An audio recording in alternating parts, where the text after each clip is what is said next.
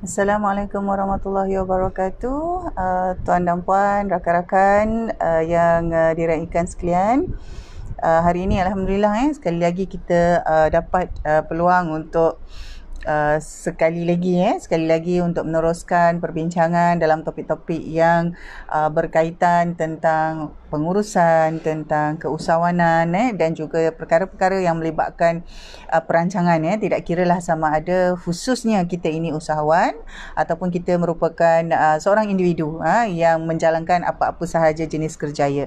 Walau bagaimanapun topik pagi ini insya-Allah dia boleh cover kepada tuan dan puan, sama ada tuan dan puan individu yang bekerjaya dalam institusi ataupun organisasi tertentu, atau tuan dan puan yang memang menjalankan perniagaan. Dan perkara-perkara yang kita kongsikan tuan-tuan dan puan, yang kita bincangkan sebenarnya membolehkan kita melihat beberapa perkara dengan perspektif yang baru, dan juga kita boleh melihat beberapa perkara dengan membawa satu idea ataupun pandangan-pandangan yang berbeza dari masa ke semasa. Jadi salah satu platform yang tuan dan puan boleh guna merupakan platform sosial media, di mana kita boleh membentangkan perkara-perkara yang kita bawakan untuk rakan-rakan kita, sama ada rakan-rakan di sosial media yang berkenaan ataupun follower, sama ada follower di media sosial yang tertentu, ataupun tuan dan puan memang dah letakkan di beberapa sosial media yang berbeza. Jadi untuk itu sekali lagi saya ucapkan selamat datang. Terima kasih kepada tuan dan puan yang berkesempatan untuk bersama-sama dalam sesi live kali ini. Kita akan mengambil masa sekitar 10 ke 15 minit begitu pagi ini, dan kita bawakan satu topik saya letakkan dalam pagi ini topik dalam action plan series. Topik kali ini finding your purpose. Jadi sekiranya tuan dan puan ada follow beberapa posting sebelum ini, saya menyatakan bahawa ada salah satu buku yang dibaca yang bertajuk Ikigai. Jadi tuan dan puan boleh semak, boleh google sahaja perkataan Ikigai, dan ada banyak apa orang kata bahan-bahan bacaan tambahan. Ada banyak blog-blog yang mengulas tentang Ikigai, ada banyak penulis-penulis yang berkongsi tentang bagaimana mereka mengaplikasikan konsep Ikigai ini sebenarnya. Sebab Ikigai ini adalah satu perkataan Jepun sebenarnya, dan kalau kita kata nak buat direct translationnya, dia akan terus sebut a reason for being, sebab kenapa kita ini wujud, dengan apa yang kita wujud ni kenapa. Jadi dalam topik kali ini yang saya bawakan sebagai tajuk yang besarnya, iaitu Find Your Purpose, sebenarnya perbincangan itu akan lebih menjurus kepada mengapa kita buat apa yang kita buat. Jadi soalan ini sebenarnya merupakan salah satu soalan yang bagus, untuk kita beri ataupun kita soal kepada diri kita dari masa ke semasa. Kerana tuan dan puan, sama ada kita ini adalah individu, ketua dalam mana-mana organisasi, ataupun kita kata kita ada kerjaya yang ingin kita capai, ataupun kita kata kita merupakan seorang usahawan yang mengetuai satu kumpulan, ataupun orang kata kita nak membawa satu aspirasi dalam perkara-perkara yang kita jalankan itu, maka kita sendiri perlu ada perkara yang jelas tentang kenapa kita buat apa yang kita buat. Why do we do what we do? Jadi bila kita kata finding our purpose ni, dia adalah satu proses dan satu perjalanan tuan dan puan. Kita bukan kata kita terus cari, kita terus jumpa dan habis di situ. Tidak. Dia sama juga sebenarnya konsepnya dalam kehidupan kita. Apabila kita kata kita merancang dan buat keputusan untuk berkeluarga contohnya. Jadi apabila kita ni berkahwin dengan pasangan, dia tak habis di situ. Dia akan ada lagi perkara-perkara lain yang berlaku. Jadi apabila kita bercakap tentang finding our purpose, apakah tujuan kita? Ramai yang suka nak bercakap tentang the big why. Tetapi saya nak bawa perbincangan kali ini tuan dan puan lebih kepada action plan. Apakah tindakan-tindakan yang kita perlu buat? Apakah perkara-perkara yang kita boleh buat? Apakah perkara-perkara yang kita boleh susunkan dengan mengetahui mengapa kita lakukan perkara-perkara yang kita lakukan sekarang, dengan mengetahui apa sebenarnya end goal, apa sebenarnya objektif, apa sebenarnya tujuan kita wujud. Kita wujud ni sebenarnya apa tujuan kita ini. Jadi apabila kita kata kita wujud ini, maksudnya kita ada banyak responsibility, kita ada tugas tanggungjawab sebagai individu, sebagai anak, sebagai seorang anak, sebagai seorang adik-beradik, sebagai seorang ahli keluarga, sebagai seorang suami, sebagai seorang isteri, sebagai seorang individu di dalam komuniti, sebagai seorang individu dalam organisasi. Kita ada banyak itu. Jadi dalam banyak-banyak itu sebenarnya apa yang penting untuk kita. Jadi pertama sekali bila kita bercakap tentang action plan ni, bagi kita nak kita kata finding our purpose ni dan menyiapkan satu action plan, yang pertama sekali tuan dan puan, kita kenal pasti apa yang penting untuk kita. What matters to you? Apa yang penting untuk kita tu tadi.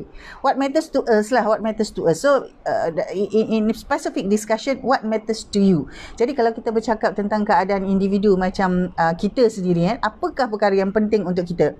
Kalau kita kata perkara yang penting untuk kita adalah perkara-perkara yang berbentuk, orang kata kesejahteraan, orang kata kehidupan yang harmoni. Jadi apakah yang penting kepada kita? Jadi perkara-perkara ini mestilah perkara-perkara yang beyond, dia mesti melangkaui batas peribadi dan melangkaui batas orang-orang yang dekat dengan kita. Maksudnya apa yang penting bagi kita itu memanglah kita sebut yang penting bagi kita anak-anak, yang penting bagi kita keluarga, yang penting bagi kita ibu bapa, betul. Tetapi apabila kita nak menyusun satu action plan tuan dan puan, saya ingin membawa tuan dan puan melihatnya kepada satu perkara yang lebih luas. Jadi apabila kita kata apa yang penting untuk saya, what matters to me, dia mestilah satu perkara yang di luar keluarga kita, di luar rumah kita. Dan sebaiknya di luar masyarakat kita. Jadi kita tidak boleh fikir hanya untuk anak-anak kita, hanya untuk keluarga kita, hanya untuk taman perumahan kita. Jadi apabila kita kata what matters to you, to find our real purpose, we must refine, we must exactly know what matters to me.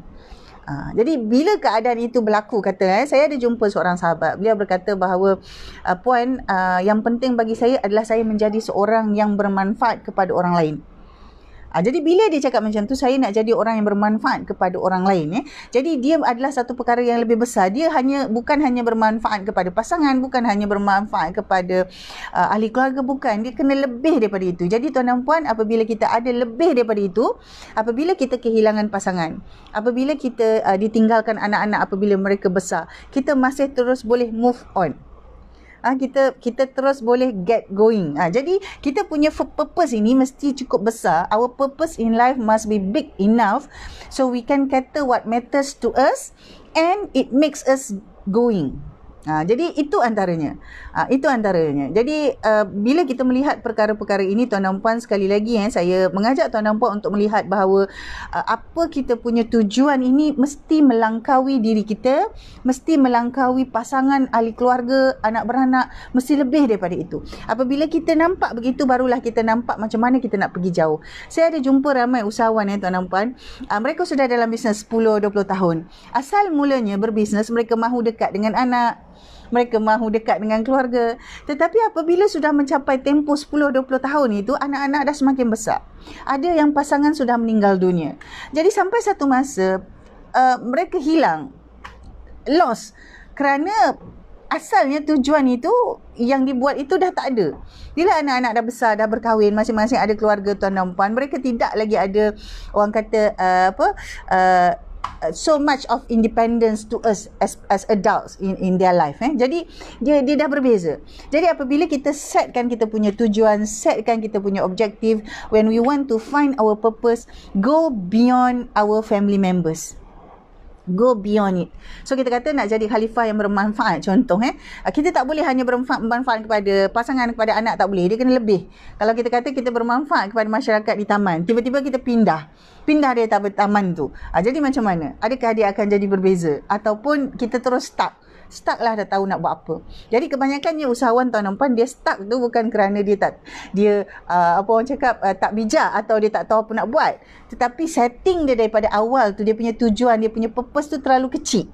Jadi bila terlalu kecil, bila dia nak move on, dia tak boleh. Jadi action plan yang antara yang perlu kita buat ataupun yang boleh kita buat tuan dan puan yang pertama sekali, apabila kita kata kita nak find our real purpose ni, yang pertama tuan dan puan libatkan diri dalam kerja-kerja voluntary. libatkan diri kita dalam kerja-kerja yang bersifat sukarela. Jadilah sukarelawan. Tak kira di mana-mana platform. Ada rakan-rakan saya yang jadi sukarelawan, contohnya di Zoo Negara, contohnya di NGO, contohnya apa orang cakap, di yayasan-yayasan, ataupun orang kata projek-projek. Masuk, ambil participate, ambil bahagian dalam kerja-kerja sukarelawan. Sama ada kecil atau besar, tak ada masalah tuan dan puan. Jadi buat antara action plan yang kita perlu ada supaya kita dapat betul-betul tahu apa kita punya purpose in life. Yang ini kita nak bincangkan. Yang pertama tuan dan puan, kita sama-sama masuk dalam program ataupun aktiviti-aktiviti yang berbentuk sukarelawan. Tak kira besar ke kecil, berbentuk orang kata berbentuk lokal ke, berbentuk community ke, national ke, international ke, tak apa. Jadi sukarelawan. Volunteer. Jadi seorang volunteer dalam apa-apa bidang lah, dalam apa-apa kategori lah, yang mana yang tuan dan puan selesa mulakan. Yang pertama.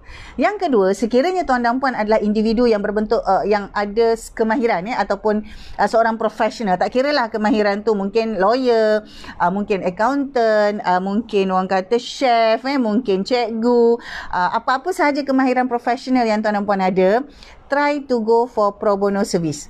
Maksudnya dermakan khidmat profesional tuan dan puan itu. Tetapi katakanlah kalau tuan dan puan sebagai seorang bisnes, mesti ada orang kata disusunkan allocation how much ataupun how many hours ataupun how many percent from your workload every month that you will go for pro bono service. Contohnya macam tu. Ataupun mungkin dia bergantung kepada apa tuan dan puan punya professionals tu tadi, apa kemahiran yang ada. Kalau kita pandai menjahit, mungkin kita kata ajar menjahit, dia begitu. Jadi ikut semua keadaan tu. Baik, Waalaikumsalam Puan Siti kepada rakan-rakan Facebook yang join ni. Sebenarnya saya dah bincangkan tentang action plan, bagaimana kita nak find our purpose tu tadi. Action plan-nya apa? Jadi yang pertama saya sebut tadi, sertai mana-mana kerja-kerja sukarelawan.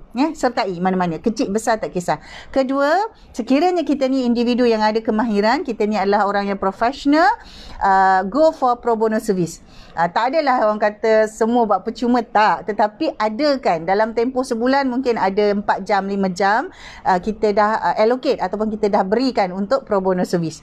Jadi untuk pengetahuan tuan dan puan, sebenarnya saya juga ada melakukan begitu, cuma saya ada buat kombinasi. Ada satu kumpulan yang memang 100% fully pro bono service tu sepenuhnya. Ada satu lagi jenis pro bono yang pro bono tapi barter dengan visibility, maksudnya ada timbal baliknya lah. Yang itu model-modelnya berbeza. Waalaikumsalam Cik Atia. Jadi saya terus kepada poin yang ketiga. Poin yang ketiga, apabila kita kata kita dah cuba jadi sukarelawan, kita dah cuba dermakan kita punya professional services tadi, go for pro bono services, kita juga boleh kita dalam kita punya kehidupan seharian itu, kita mesti ada satu benda yang kita nak sokong. Contoh, tuan dan puan mungkin menyokong buy Muslim product, contoh.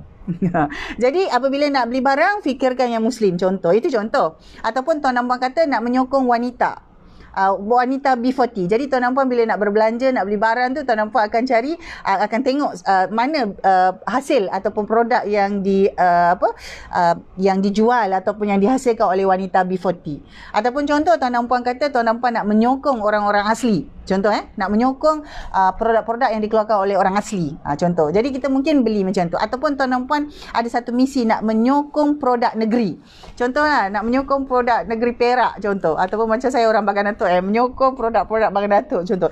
Jadi apabila kita kata kita nak beli ke, kita nak ambil servis, kita dulukan produk atau servis yang tawarkan oleh orang Perak. Contoh, saya bagi contoh. Yang ini banyak berlaku biasanya macam orang Kelantan lah. Orang Kelantan, dia ada satu orang kata elemen di mana dia nak sokong anak-anak Kelantan, contoh. Jadi itu adalah antara, maksudnya apabila kita lakukan sesuatu tu ada tujuan, ada purpose dia.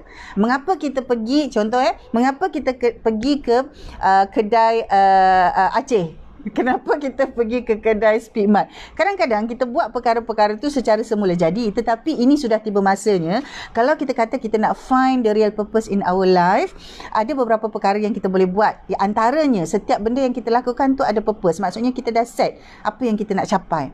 Contohlah kan, dalam bulan ni kita nak support usahawan yang dari rumah kerana COVID ni, kita nak support. Jadi kita bila kita beli ataupun kita kata kita nak tengok produk-produk tu, kita akan cari make sure produk-produk tu, apa barang-barang itu adalah dihasilkan home base oleh orang-orang yang dibuang kerja akibat COVID contoh. Jadi kita ada purpose bila kita buat tu. We are supporting something. Kita sokong sesuatu. Kita sokong sesuatu. Jadi ada kalanya tuan dan puan kita yang seterusnya yang keempat, kita ambil satu kumpulan yang kita nak sokong. Contoh kita nak sokong girls, kita nak sokong teenage kalau kata girls or boys contoh, kita nak sokong yang itu. Jadi apabila kita nak sokong, maksudnya kita ada satu kategori yang kita fokus. Katalah kita nak bagi kelas percuma contoh kita nak bagi kelas jahitan percuma kepada anak-anak remaja selepas SPM. Jadi tuan dan puan dah hit dua terus satu pro bono services, satu tuan dah target pada satu kumpulan. Jadi apabila kita buat aktiviti-aktiviti ni tuan dan puan, saya dah kongsikan 4 tadi, kita buat aktiviti-aktiviti ni, dia membantu kita, dia adalah satu tindakan, satu action plan yang membantu kita menemui sebenarnya kita punya purpose in life. Tak kira lah kita ni business ke, kita ni individu ke, kita ni CEO ke, mungkin kita kata kita ni ketua dalam syarikat ke, tak kira. Jadi apa sahaja posisi kita, terutama usahawan, dia kena ada. Jadi saya dah kongsikan 4 tadi tuan dan puan ada banyak aktiviti lain ataupun action plan lain yang tuan dan puan boleh susun, tetapi ini adalah antara perkara yang saya sendiri lakukan. Yang pertama, sertai mana-mana aktiviti sukarelawan. Be a volunteer. Kedua, sedekahkan ataupun berikan professional service ataupun kemahiran yang kita ada. Go for pro bono service. Alright. Yang ini kena disusun lah. Tak boleh lah semua percuma, semua pro bono, tak boleh. Tapi dia ada disusunkan begitu. Yang ketiga tuan dan puan, apabila kita lakukan sesuatu itu dalam tindakan harian kita, dalam kita kata membeli belah ataupun kita buat belian, fokus kepada satu kategori yang kita nak sokong. Maksudnya shop with purpose, purchase, buy with purpose. Contoh. Yang ketiga. Yang keempat tuan dan puan, kita sokong satu kumpulan. Contoh supporting youth, supporting girls, supporting boys, supporting young children. Jadi pilih satu. Kita nak buat semua tak boleh, pilih satu. Jadi tuan dan puan, apabila kita punya action plan ni kita susun, insya-Allah dalam sepanjang perjalanan itu kita akan berjumpa what really matters to me, what makes me get going. Yang itu yang itu. Jadi insya-Allah tuan dan puan, terima kasih Puan Hafiza kerana tinggalkan nota. Terima kasih. Jadi untuk Facebook live pagi ini, itu adalah antara perkara yang kita mahu bawa dalam konteks satu kumpulan. Tak kira sama ada usahawan, sama ada tuan dan puan ni merupakan individu-individu yang mengetuai organisasi. Jadi terapkan perkara-perkara ni. Sama ada terapkan di kalangan kita, pada pekerja kita, pada kawan-kawan kita, pada ahli keluarga kita. Jadi setiap seorang daripada kita memainkan peranan. Kita sediakan satu action plan, find our purpose. What makes you going, what matters to you, yang itu. Jadi kita, kalau kita kata kita sebagai orang Islam, memang kita ada satu yang jelas. Tetapi tuan dan puan, walaupun jelas kita kata kita nak masuk syurga, dipanjang jalan tu dan ada banyak yang kita boleh buat. Nak masuk syurga ni ada banyak cara.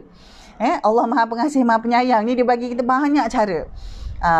Jadi macam mana, apa yang kita nak buat, apa yang kita, cara yang kita pilih, yang itu yang kita akan cari. Yang itu yang kita akan cari. Itu kita kata find your purpose. Memang kita dah tahu hujungnya, kita kata semua kita nak kebaikan, semua kita nak masuk syurga, betul. Tetapi along the way tu, macam mana kita nak buat, apa yang kita nak susun, dengan siapa kita nak bercakap, dengan siapa kita nak buat, dengan siapa kita nak bersama-sama, itu semua kita susunkan. Jadikan satu action plan. Baik, untuk itu tuan dan puan saya ucapkan terima kasih. InsyaAllah kita akan tuan dan puan boleh follow lagi nanti, kerana minggu depan jadual Facebook Live akan susunannya berbeza sedikit. Jadi untuk itu saya ucapkan terima kasih kepada yang join tadi, Puan Atia, Puan Siti, Puan Hafiza dan beberapa individu lain tadi Miss Nina, saya tak sempat nak sebut nama tadi sebab dia laju sikit. Saya punya komen tu dia laju sikit, jadi saya tak nampak semua. Apa-apa pun saya ucapkan terima kasih dan kita jumpa lagi insya-Allah dalam Facebook Live akan datang. Assalamualaikum.